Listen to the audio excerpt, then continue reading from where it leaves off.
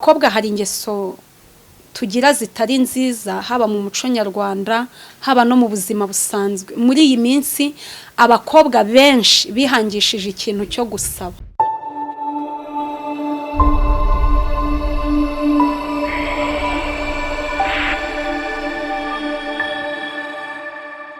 Mana data wa twese ndagushimye. Mushimiye yuko nanone wongeye kumpa amahirwe yo kugira icyo mvuga no kugira icyo mbwira abanyarwanda. Ubishimirwe. Uyu mwanya ndawukweretse ngo ibyo mvuga byose ntaba ari nge ahubwo bibe ibituma izina ryawe rihabwa icyubahiro. Ndagusabye ngo ukigikire kandi n'abacyumva kigira aho kibakura naho kibageza. Ushimwe kubyumvishe byose tubisabye twizeye mu izina rya Yesu. Amen. Ndabashuhuje cyane inshuti bakunzi ba Arine 250 mwebwe mudasiba kunkurikirana uko ibihe bihaye ibindi ngenda mbona yuko muri kumwe nanjye abari burasirazuba iburengerazuba amajyepfo amajyaruguru ndetse n'umujyi wa Kigali mwese ndabasuhuje cyane abari hanze y'igihugu n'ukuri amahoro y'Imana abane namwe. Nkuko bisanzwe rero ndagira ngo wowe uri kudukurikirana utarakora subscribe ndagusaba nukuri ukande subscribe kugira ngo ujye uhora ureba ibiganiro byacu. Comment zanyu ndazikeneye rwose kugira ngo menye nimba ibyo mbabwira hari icyo biri kubamarira rwose birakwiye. Uyu munsi ndagira ngo tuganire ku mwana w'umukobwa. Abakobwa hari ingeso tugira zitari nziza haba mu muco nyarwanda haba no mu buzima busanzwe. Muri iyi minsi abakobwa benshi bihangishije ikintu cyo gusaba. Ubwo mugiye kwibaza ngo basaba iki bagira iki. Reka mbabwire, nimba hari abantu dufite babanebwe muri iki gihe ni abakobwa. Nimba hari abantu badashaka gukora ni abakobwa. Nimba hari abantu biteretse bakumva yuko ngo bafite agasura kagurisha n'abakobwa, bakumva yuko uko bateye imiterere yabo ari ibintu ngo byatuma babaho neza. Ibyo byose rero urwo ruhurirane rw'ibyo kuba warize kubusa neza kubuteye neza kuba uko nyine byaje kubyara ingeso itari nziza yo gusaba. Ariko reka nkubwire iyo ngeso rwose nimba unabikora ndakugaye cyane. Nimba hari ikintu giciriritse, nimba hari ikintu kigusebya, nimba hari ikintu gituma bakunyuzamo ijisho wowe utaruzi ni ugusaba. Ubu hari abana b'abakobwa biteretse bavuze ati ngewe ntago nakora nta mpamvu, yewe ugasanga n'imiryango yarahagurutse yamushakiye akazi byaranze kubera iki ngo ni mwiza. Ubwiza uza abakobwa beza bakurenze bakuye amaboko mu mufuka bagakora ngo uteye neza. Uza abakobwa bateye neza ahubwo se ubuteye ute niyo waba ufite ngo munda zeru ngo ufite ikibuno ngo ufite amataye ibyo ngibyo umva shusho hari abakobwa babikurengeje. Witonde beza urebe ukavuga ati wagira ngo bariremye, ariko we kuri ako kantu gato kari ku mubiri wawe katumye witereka wiga imico mibi urasabiriza. Abantu bari Nyabugogo barusha gusaba, babandi bamugaye ubarusha gusaba. Uzi ko hari abakobwa bashinze business yo gusaba? Ngewe pe nimba mbeshya muri comment mubimbwire. Hari abakobwa bashinze business zo gusaba. Hari abakobwa baba bafite abasheri barenga nk'ijana muri telefone zabo. Nk'uyu munsi akavuga ati uyu munsi ngomba kwira ninjije senkani cyangwa ijana cyangwa na 500 bitewe nuko business yawe wayikoze. Ugabuhereye mu gitondo ukabuhamagaye runaka, sheri bite mfite ikibazo nyoherereza 10 akarikoherereza. Ugikupa ukabuhamagaye undi, sha imisatsi yangere puse ibiki n'ibikimba bariranye 30 nkeneye kujya muri salon mfasha. Akagira ngo nyine koko disi urayakeneye akayaguha.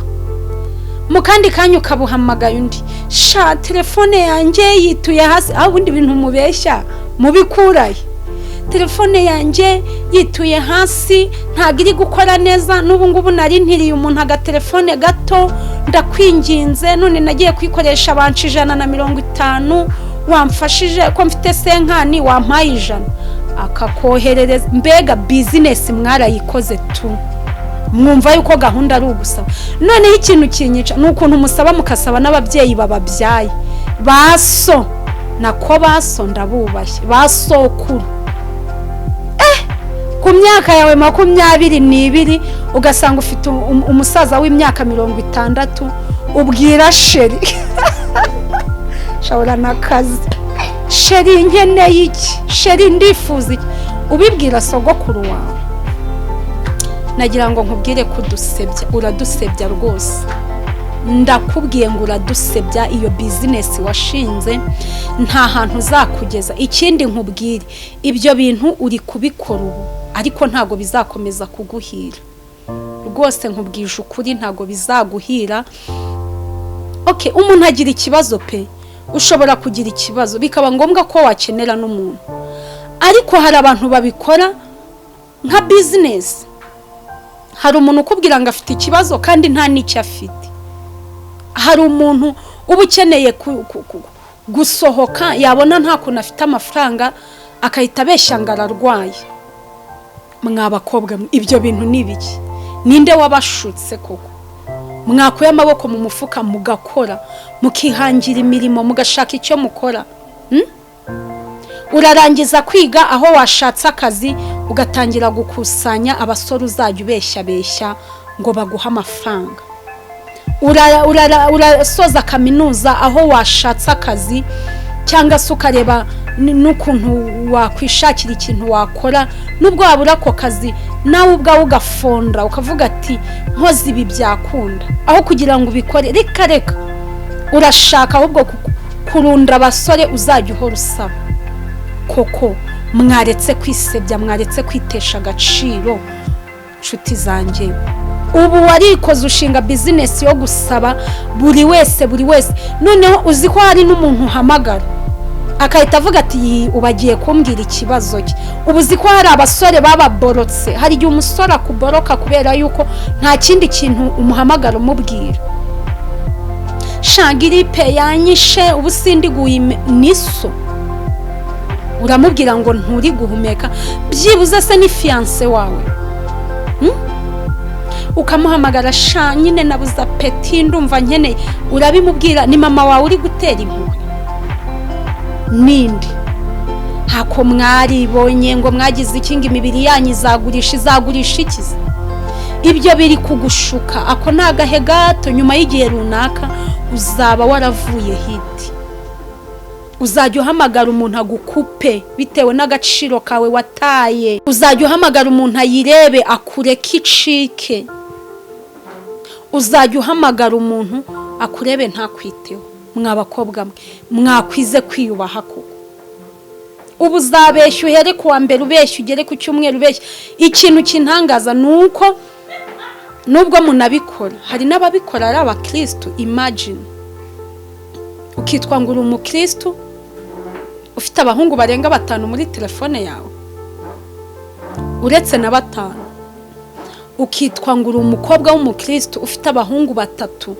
2 ubeshya ngo urabakunda subwo mbabarira umbwire wumva Imana ikubona ite se ubwa uba wumva umeze neza se ubundi ubakunda uti rero nta kindi nugusaba nukubeshya nukuvuga ati nta mubwiza ukuri nimba nari nkeneye kazajya ankoreshereza imisatsi atazabireka ukajya uhora umubeshya wamushinzeho business yo kujya umusaba nta kindi kintu muteganyaho suko umukunze suko ari mwiza simpuwe wamugiriye ahubwo nukwirirwa umubeshya rero reka mbabwire ntago mbanga pe ntago mbanga ndanabakunda cyane buriya nuko mutabizi ngenda bakunda ariko mva mbabwire iga kwiha agaciro umva nkubwira inshuti yanjye akimuhana kazi imvura ihise kandi menya yuko ibyo utabashije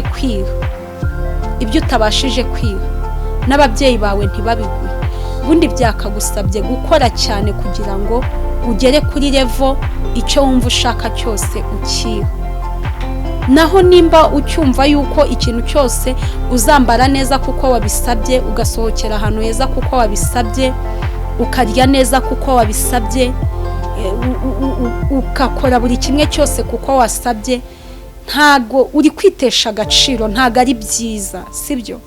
Ikintu nakubwira ni ugukura amaboko mu mufuka, ukiga gukora ziriya nzarushyiraho zimeze nk'imishito,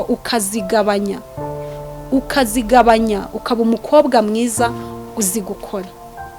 Ndabakunda rero, ndabakunda kandi namwe ni ukuri ndabizi ko mu nkunda, niyo mpamvu nongeye kukubwira ngo niba utarakora subscribe byaba byiza uyikoze kugira ngo n'ubutaha uzabone ikiganiro cyacu. Kandi ni ukuri kubikora kwanyu ni umugisha kuri twebwe, kugira ngo uko bwije n'uko bukeye mujye mubona ibiganiro byacu. Reka dushime Imana rero, reka dushime Imana. Byashoboka yuko hari ubundi bumenyi wumvishije ukeneye kugira ibyo uhindura, rero reka dushime Imana ibidufashemo kuko ariyo ishoboye byose. Mana data wa twese, turagushimye kubw'aka kanya no kubw'ikiganiro twari turimo. Mana ndagusabye ngo urebe buri muntu wese wabashije kumva iki kiganiro, umuhe umugisha. Kandi mu bakobwa bose bumvishije iki kiganiro, ndagusabye ngo udukuremo umuco wo gusaba no gusabiriza.